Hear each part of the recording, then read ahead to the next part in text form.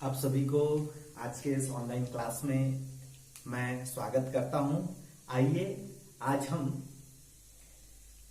आशा करता हूं आप सभी कुशल मंगल से होंगे। ये जो ऑनलाइन पढ़ाई तुमर द्वार के अंतर्गत क्लासेस जो चल रही हैं, इन कक्षाओं का जो है आप बड़े ही उत्सुकता से मजे के साथ इनको अटेंड कर रहे होंगे। और यह एक पहल है कि इस समय में हमारे बच्चे जो है खाली ना बैठें, उनको कोई भी नुकसान ना हो, इसके लिए ये सारी योजनाएं चलाई जा रही हैं। चलिए आज हम एक नया अध्याय की शुरुआत करेंगे जो कक्षा 9वीं का विज्ञान है, अध्याय 6, जिसमें जीवन की मौलिक इकाई जो कोशिका है, इस कोशिका के बारे में हम चर्चा करेंगे। अध्याय 6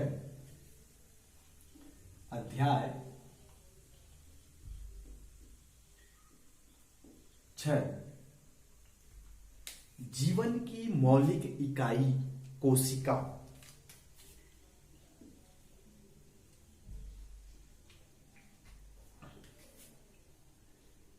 जीवन की मौलिक इकाई कोशिका।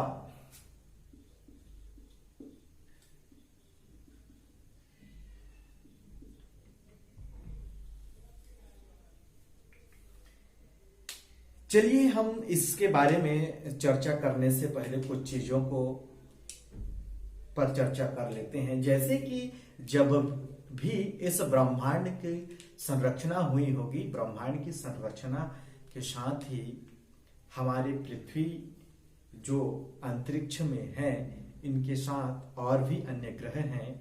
तो अभी 8 ग्रहों को मान्यता प्राप्त है।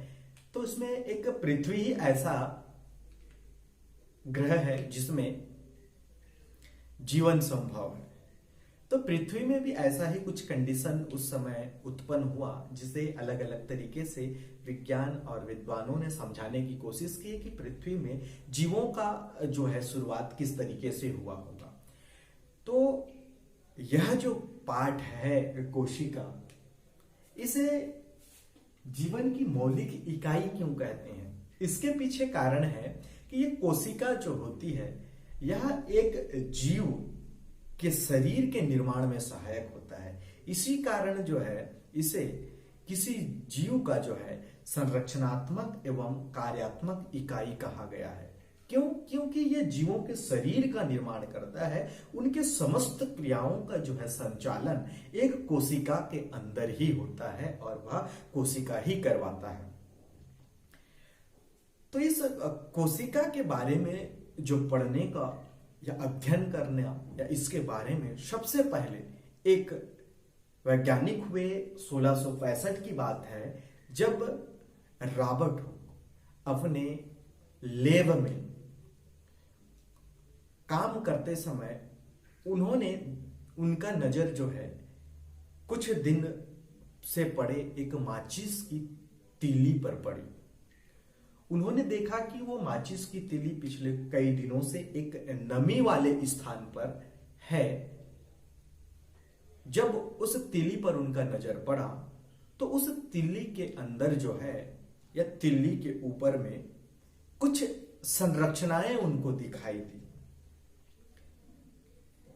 तो उन संरचनाओं को देखकर उन्होंने उन संरचनाओं को अच्छी तरीके से समझने के लिए उनका अध्ययन किया। तो वो पतली काट वाली जो संरचनाएं थी, उन संरचनाओं को उन्होंने सेल कहा। आप भी देख सकते हैं, अगर आप किसी लकड़ी या तिल्ली वगैरह को अगर आप पानी में डुबा के रख दें तो कुछ दिन बाद आप देखेंगे कि उनमें कुछ संरचनाएं बनती हैं। बरसात के दिन में अक्सर देखोगे इस तरीके की घटनाएं होती हैं, क्योंकि नमी के चलते सूक्ष्म जीव उन पर जो है पनपते हैं।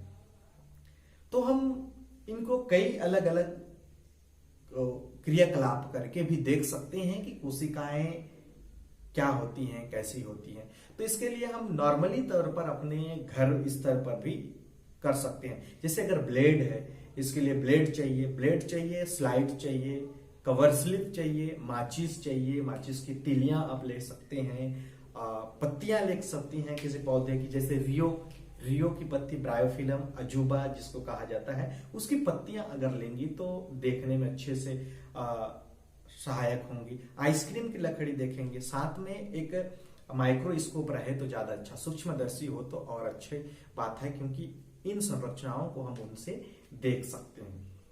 तो इसके लिए आप देख पाएंगे कि अगर माचिस की तिलियों को ऐसे हम रख देते हैं तो लगभग कुछ दिनों बाद उनके अंदर में जो है, मान लीजिए ये सूक्ष्मदर्शी से देखने पर दिखाई देने वाला संरचना है, जो रॉबर्ट हुक को जो दिखाई दिया था, इस तरीके से उनके अंदर में जो है उनको संरचनाएं दिखी थी। ये छोटे छोटे इस तरीके से छोटी संरचनाएं उनको एक तिली के ऊपर में जो है दिखाई दिया था।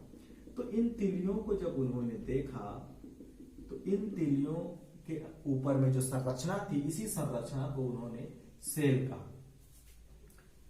हम ये तो थी माचिस की तिली के ऊपर, माचिस तिली,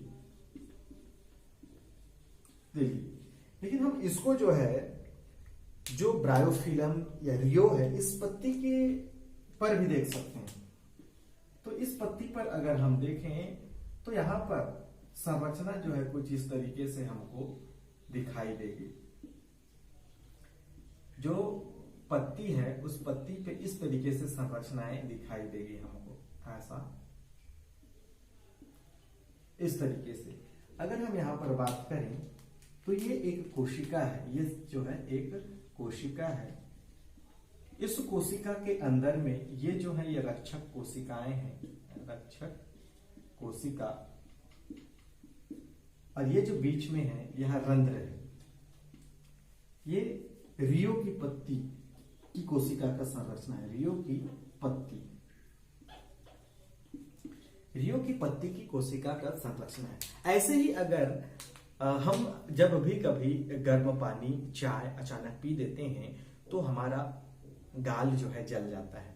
गाल जलने पर वहां से आप उंगली से ऐसे खरोच देंगे तो हल्का सा खरोच करने पर जो है गाल के अंदरूनी हिस्से का छिलका निकल जाता है। इस छिलके को अगर देखें सूक्ष्मदर्शी के द्वारा तो इस तरीके की संरचनाएं दिखाई देती हैं, जो कि गाल की कोशिका की संरचनाएं होंगी।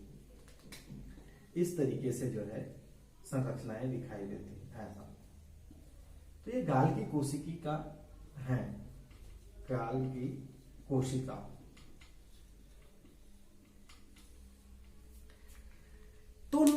तो अगर हम देखें गाल की कोशिकाएं, किसी रियो की पत्ती की कोशिकाएं, या फिर यहां जो प्राप्त हुई थी इन कोशिकाओं पर अगर हम चर्चा करें तो हम पाएंगे कि ये जो अलग अलग कोशिकाएं जो हैं, इन अलग अलग कोशिकाओं में कुछ समानताएं भी हैं और कुछ असमानताएं भी हैं।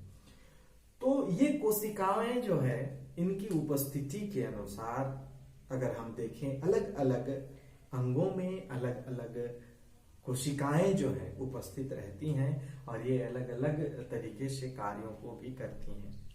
अगर हम किसी जीव की गाल की कोशिका की बात करें तो ये गाल की कोशिका होंगी, किसी स्किन की कोशिका की बात करें तो स्किन की कोशिका होंगी, लीवर की कोशिका की बात करें तो लीवर की कोशिकाएं होंगी, खून की कोशिकाओं की बात करें तो खून की कोशिकाएं होंगी, हृदय की कोशिकाएं की बात करें हृदय कोशिकाएं, मस्तिष्क की बात करें तो तंत्रिकी कोशिकाएं।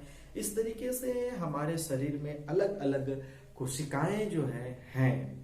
तो इन्हीं कोशिकाओं को हम आगे अगर अस्थि की बात करें तो अस्थि कोशिकाएं, अगर जनन अंगों की बात करें तो शुक्राणु अंडाणु कोशिकाएं, ये जनन कोशिकाओं के अंतर्गत आती हैं।